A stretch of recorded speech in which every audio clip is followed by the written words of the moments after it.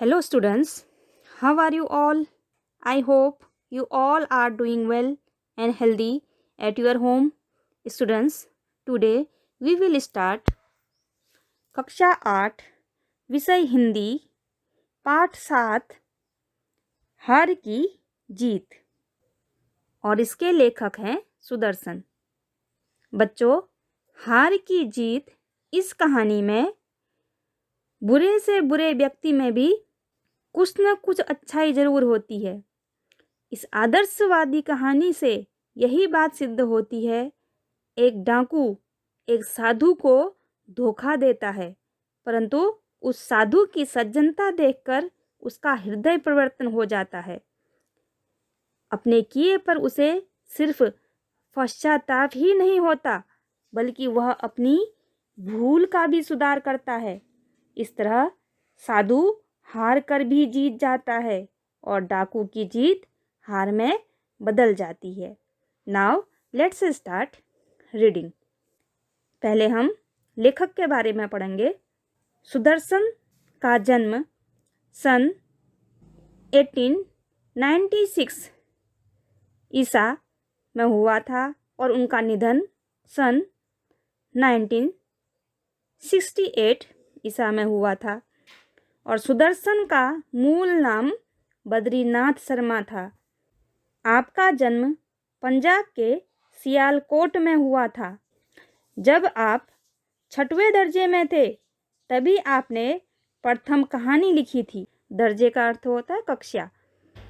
जब सुदर्शन जी 6वीं कक्षा में पढ़ते थे तभी उन्होंने अपनी प्रथम कहानी लिखी थी। प्रेमचंद्र की तरह आपने भी उर्दू में लेखन प्रारंभ किया, तत्पश्चात हिंदी में लिखने लगे। नाटक, कहानी तथा उपन्यास लिखकर हिंदी साहित्य को समृद्ध किया। प्रस्तुत कहानी सुदर्शन जी द्वारा लिखित एक उपदेश प्रधान कथा है जो मानव भावनाओं पर आधारित है। बाबा भारती के अनोखे घोड़े की चर्चा डाकू खड़क सिंह के कानों तक पहुंचती है। वह धोखे से घोड़ा ले जाता है, परंतु बाबा भारती की एक बात उसे घोड़ा लौटाने पर मजबूर कर देती है। उसी बात ने उस डाकू का हृदय परिवर्तन कर दिया। इसी बात पर यहाँ प्रकाश डाला गया है।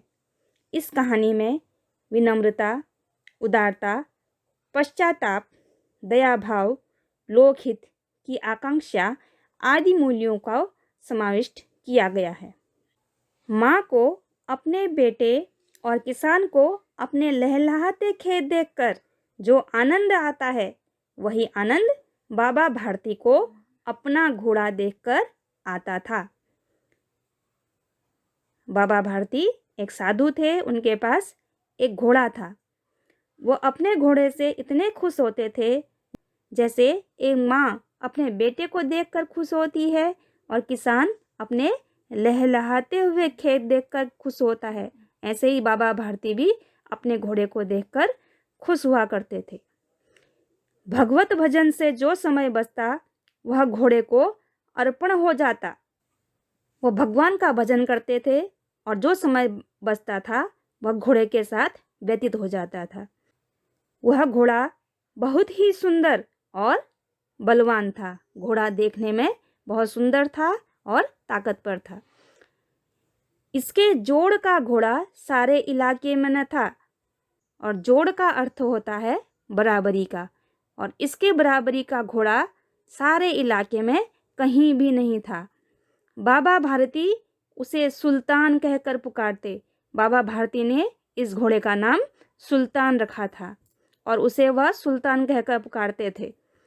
अपने हाथ से खरहरा करते। खरहरा का अर्थ होता है घोड़े की धूल साफ करना, धूल मिट्टी इसको कंगा करना। खुद दाना खिलाते और देख देख कर प्रसन्न होते थे। उन्होंने रुपया, माल, असबाब, जमीन आदि अपना सब कुछ छोड़ दिया था। बाबा भारती ने घोड़े के मुंह में आकर उन्होंने अपना माल, रुपया, जमीन सब कुछ छोड़ दिया था। यहाँ तक कि उन्हें नगर के जीवन से भी घृणा थी। अब गांव के बाहर एक छोटे से मंदिर में रहते और भगवान का भजन करते थे। मैं सुल्तान के बिना नहीं रह सकूंगा। उनके मन में बार बार एक ही विचार आता था कि मैं सुल्तान के बिना नहीं रह सकूंगा। उन्हें ऐसा लगने लगा था। वे उसकी चाल पर लट्टू थे। कहते, ऐसा चलता है जैसे मोर घटा को देखकर नाच रहा हो।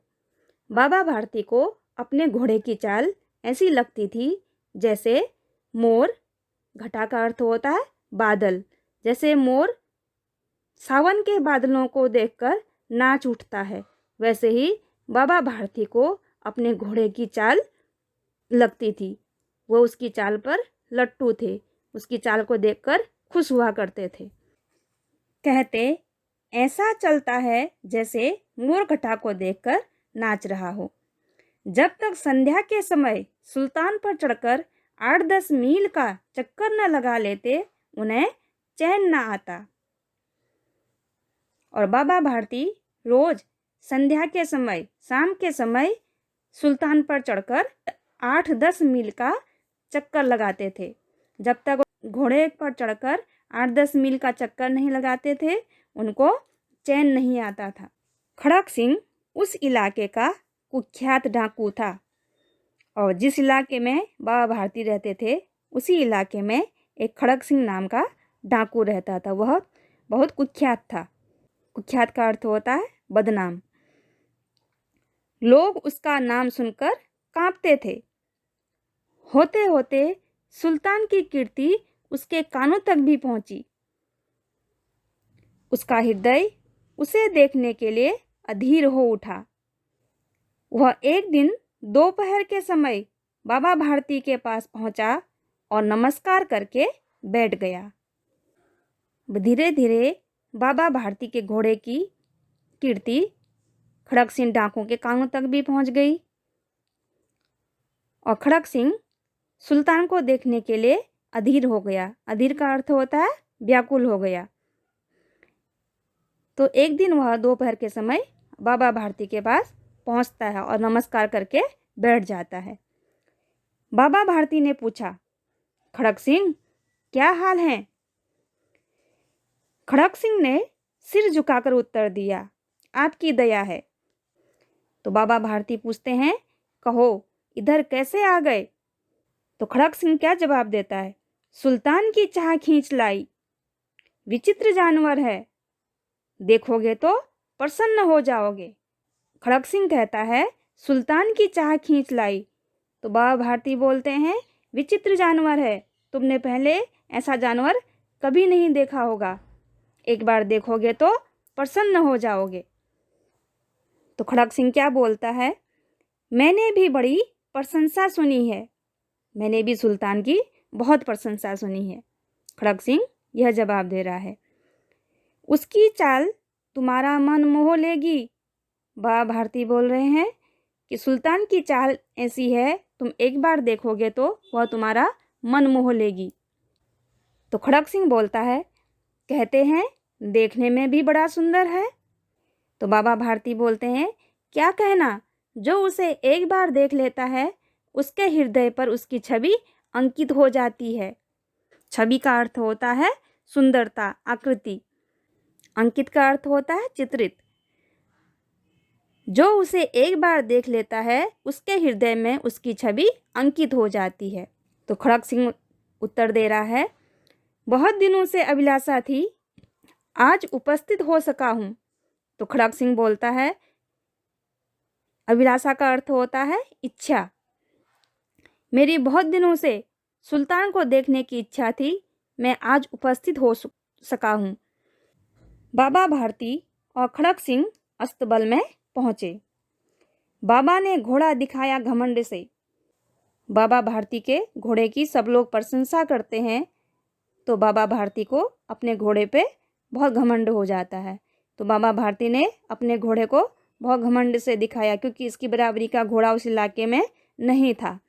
तो खड़ग सिंह ने घोड़े को देखा आश्चर्य से। तो खड़ग सिंह ने घोड़े को देखा तो उसको भी बहुत आश्चर्य होता है कि इसकी बराबरी का घोड़ा इस इलाके में कहीं भी नहीं है। ऐसा घोड़ा उसने पहली बार देखा। उसने सहस्त्रों घोड़े देखे थे, उसने हजारों घोड़े देखे थे, परंतु ऐसा बांका घोड़ा उसकी आंखों से कभी न गुजरा था। परंतु ऐसा घोड़ा उसने कभी भी नहीं देखा था। सोचने लगा, भाग्य की बात है, ऐसा घोड़ा खड़ग सिंह के पास होना चाहिए था। इस साधु को ऐसी चीज़ों से क्या लाभ। तो मन ही मन वो सोचता है कि ऐसा घोड़ा तो खड़ग सिंह के पास होना चाहिए था। इस साधु को ऐसी चीज़ों से क्या लेना देना, ऐसी चीज़ों से इस साधु को क्या लाभ है। कुछ देर तक आश्चर्य से खड़ा रहा। कुछ देर तक वो घोड़े को देखकर आश्चर्य से खड़ा रहता है और मन ही मन सोचने लगता है। इसके पश्चात उसके हृदय में हलचल होने लगती है। बालकों की सी अधीरता से बोला, जैसे बच्चे किसी वस्तु को पाने के लिए अधीर हो जाते हैं, लालायित हो जाते हैं, वैसी अधीरता से खड़ग सिंह बोलता है, परंतु बाबा जी इसकी चाल न देखी तो क्या। खड़ग सिंह बड़ी अधीरता से बाबा भारती को बोलता है कि बाबा जी सुल्तान की चाल न देखी तो क्या, एक बार मैं इसकी चाल देखना चाहता हूँ। बाबा जी भी मनुष्य ही थे। अपनी वस्तु की प्रशंसा दूसरे के मुंह से सुनने के लिए उनका हृदय अधीर हो गया। बाबा भारती भी एक साधारण मनुष्य की तरह, जैसे एक साधारण मनुष्य अपनी वस्तु की प्रशंसा सुन के खुश हो जाता है, वैसे ही बाबा भारती भी खुश हो गए और अपने घोड़े को खोलकर बाहर ले गए। घोड़ा वायु वेग में उड़ने लगा। घोड़े की चाल देखकर उसके हृदय पर सांप लौट गया। जैसे ही खड़ग सिंह ने घोड़े की चाल देखी तो उसके हृदय में सांप लौट गया। सांप लौट गया का अर्थ होता है ईर्ष्या पैदा होना। उसको अंदर ही अंदर ईर्ष्या पैदा होने लगी बाबा भारती से। वह डाकू था और जो वस्तु उसे पसंद आ जाए उस पर वह अपना अधिकार समझने लगता था। उसके पास बाहुबल था और आदमी थे। जाते जाते उसने कहा, बाबा जी मैं यह घोड़ा आपके पास न रहने दूंगा। अभी यह घोड़ा बाबा भारती के पास देखकर खड़ग सिंह को ईर्ष्या होने लगती है और जाते जाते वह यह शब्द बाबा जी से कहता है कि बाबा जी यह घोड़ा मैं आपके पास नहीं रहने दूंगा। बाबा भारती डर गए। अब उन्हें रात को नींद न आती। सारी रात अस्तबल की रखवाली में कटने लगी। अस्तबल घोड़ों को रखने की एक जगह होती है। उनकी सारी रात अस्तबल में ही कटने लगी। वह रात दिन घोड़े की ही रखवाली में करने लगे। प्रतिक्षण खड़ग सिंह का डर लगा रहता था, परंतु कई महीने बीत गए और वह न आया। यहाँ तक कि बाबा भारती कुछ असावधान हो गए। बाबा भारती खड़ग सिंह के शब्द सुनकर काफ़ी डर गए। उन्हें रात को नींद नहीं आती थी। वह रात दिन अस्तबल में घोड़े की रखवाली करते थे, परंतु कई महीने बीतने के बाद भी खड़ग सिंह नहीं आया तो थोड़ा असावधान हो गए। संध्या का समय था। बाबा भारती सुल्तान की पीठ पर सवार होकर घूमने जा रहे थे। इस समय उनकी आंखों में चमक थी, मुख पर प्रसन्नता। कभी घोड़े के शरीर को देखते, कभी उसके रंग को, और वह मन में फूले न समाते। सहसा एक ओर से आवाज आई, ओ बाबा इस कंगले की सुनते जा। कंगला का अर्थ होता है गरीब व्यक्ति। आवाज में करुणा थी। बाबा ने घोड़े को रोक लिया। देखो, एक अपाहिज वृक्ष की छाया में पड़ा कराह रहा है, बोले। तो बाबा भारती ने देखा कि एक गरीब व्यक्ति, एक अपाहिज व्यक्ति वृक्ष की छाया में पड़ा कराह रहा है। वह उस अपाहिज व्यक्ति के पास जाते हैं और बोलते हैं, क्यों, तुम्हें क्या कष्ट है? बाबा भारती उस अपाहिज व्यक्ति से प्रश्न कर रहे हैं। अपाहिज ने हाथ जोड़कर कहा, बाबा, मैं दुखियारा हूँ, मुझ पर दया करो। रामावाला यहाँ से 3 मील है, मुझे वहीं जाना है। घोड़े पर चढ़ा लो, परमात्मा भला करेगा। तो बाबा भारती प्रश्न कर रहे हैं, वहाँ तुम्हारा कौन है? दुर्गादत्त वैद्य का नाम सुना होगा, उनका सौतेला भाई हूँ। बाबा भारती ने घोड़े से उतरकर अपाहिज को घोड़े पर बैठा लिया और स्वयं उसकी लगाम पकड़कर धीरे धीरे चलने लगे। सहसा, सहसा का अर्थ होता है अचानक। सहसा उन्हें एक झटका सा लगा और लगाम हाथ से छूट गई। उनके आश्चर्य का ठिकाना न रहा जब उन्होंने देखा कि अपाहिज घोड़े की पीठ पर तनकर बैठा है और घोड़े को दौड़ाए लिए जा रहा है।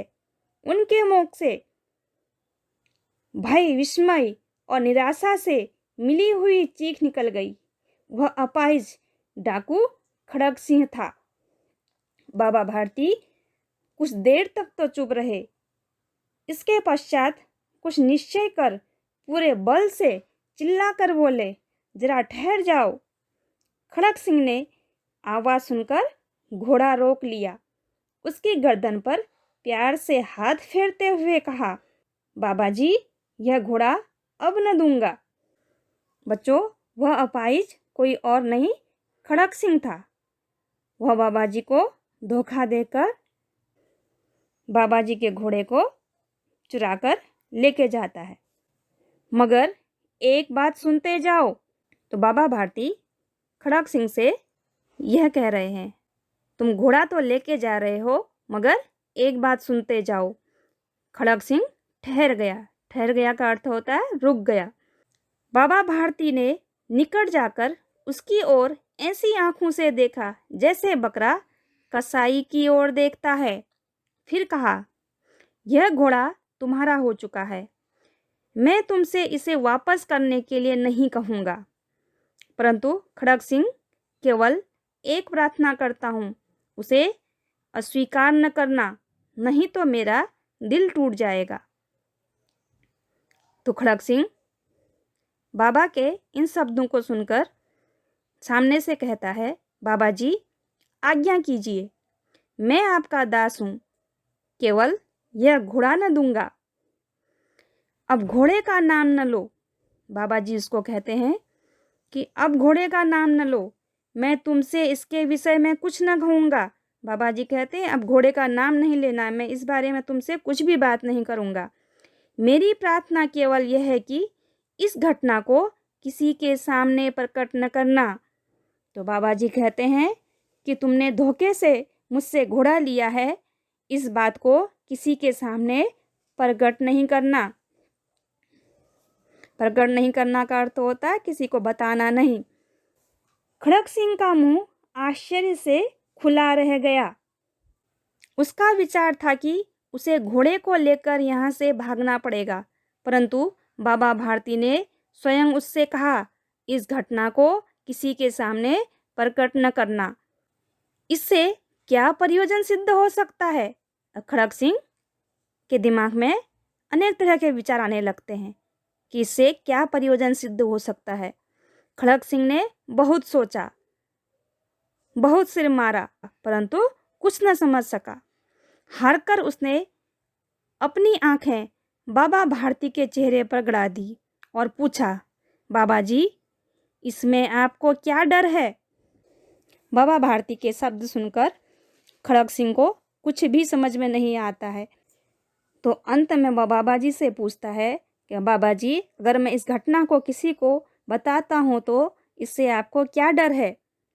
सुनकर बाबा भारती ने उत्तर दिया, लोगों को अगर इस घटना का पता लग गया तो वे किसी गरीब का विश्वास न करेंगे। यह कहते कहते उन्होंने सुल्तान की ओर से इस तरह मुंह मोड़ लिया जैसे उनका कोई संबंध ही नहीं रहा हो। बाबा भारती खड़क सिंह से यह कहते हैं कि अगर इस घटना का पता लोगों को लग जाएगा तो लोग किसी गरीब पर विश्वास करना बंद कर देंगे। बाबा भारती चले गए, परंतु उनके शब्द खड़क सिंह के कानों में उसी प्रकार गूंज रहे थे। सोचता था, कैसे ऊंचे विचार हैं, पवित्र भाव हैं। उन्हें इस घोड़े से प्रेम था। इसे देखकर उनका मुख फूल की नाई खिल जाता था। फूल की नाई का अर्थ होता है फूल की कली की तरह। कहते थे, इसके बिना मैं न रह सकूंगा। इसकी रखवाली में वे कई रात सोए नहीं, भजन भक्ति न कर रखवाली करते रहे, परंतु आज उनके मुख पर दुख की रेखा तक न दिखाई पड़ती थी। उन्हें केवल यह ख्याल था कि कहीं लोग गरीबों पर विश्वास करना न छोड़ दें। ऐसा मनुष्य नहीं, देवता है। रात्रि के अंधकार में खड़क सिंह बाबा भारती के मंदिर में पहुंचा। चारों ओर सन्नाटा था। सन्नाटा का अर्थ होता है चुप्पी, खामोशी। आकाश में तारे टिमटिमा रहे थे। थोड़ी दूर पर गांव के कुत्ते भौंक रहे थे। मंदिर के अंदर कोई शब्द सुनाई न देता था। खड़क सिंह सुल्तान की बाग पकड़े हुए था। वह धीरे धीरे अस्तबल के फाटक पर पहुंचा। फाटक खुला पड़ा था। किसी समय वहां बाबा भारती स्वयं लाठी लेकर पहरा देते थे, परंतु आज उन्हें किसी चोरी, किसी डांके का भय न था। खड़क सिंह ने आगे बढ़कर सुल्तान को उसके स्थान पर बांध दिया और बाहर निकलकर सावधानी से फाटक बंद कर दिया। इस समय उसकी आंखों में नेकी के आंसू थे। खड़क सिंह घोड़े को लेकर गया, पर घोड़े को ले जाने के बाद उसके कानों में बाबा भारती के शब्द बार बार गूंज रहे थे कि इस घटना का पता लोगों को न लगने पाए। अगर लोगों को इस घटना का पता लग जाएगा तो लोग किसी गरीब पर विश्वास न करेंगे। इन सब बातों से खड़क सिंह बहुत बेचैन हो गया कि बाबा भारती लोगों के बारे में कितना सोचते हैं। तो उसके मन में ऐसा विचार आता है कि ऐसा मनुष्य नहीं, देवता है। रात्रि का तीसरा पहर बीत चुका था। चौथा पहर आरंभ होते ही बाबा भारती ने अपनी कुटिया से बाहर निकल ठंडे जल से स्नान किया। उसके पश्चात इस प्रकार जैसे कोई स्वप्न चल रहा हो, उनके पांव अस्तबल की ओर बढ़े, परंतु फाटक पर पहुंचकर उनको अपनी भूल प्रतीत हुई। साथ ही घोर निराशा से पांव को मन भरका बना दिया। वे वहीं रुक गए। घोड़े ने अपने स्वामी के पांव की चाप को पहचान लिया और जोर से हिनहिनाया। अब बाबा भारती आश्चर्य और प्रसन्नता से दौड़ते हुए अंदर घुसे और अपने प्यारे घोड़े के गले से लिपटकर इस प्रकार रोने लगे, मानो कोई पिता बहुत दिन के बिछुड़े हुए पुत्र से मिल रहा हो। बार बार उसकी पीठ पर हाथ फेरते, बार बार उसके मुंह पर थपकियां देते। फिर वे संतोष से बोले, अब कोई गरीबों की सहायता से मुंह नहीं मोड़ेगा। बच्चों, इस पाठ में आपने पढ़ा एक साधु की सज्जनता ने एक डाकू के हृदय को कैसे परिवर्तन कर दिया। अपने किए पर उसे पश्चाताप ही नहीं, बल्कि वह अपनी भूल का भी सुधार करता है। इस तरह साधु हार कर भी जीत जाता है। Now in the end of the lesson, I hope you understood this lesson very well. Thank you.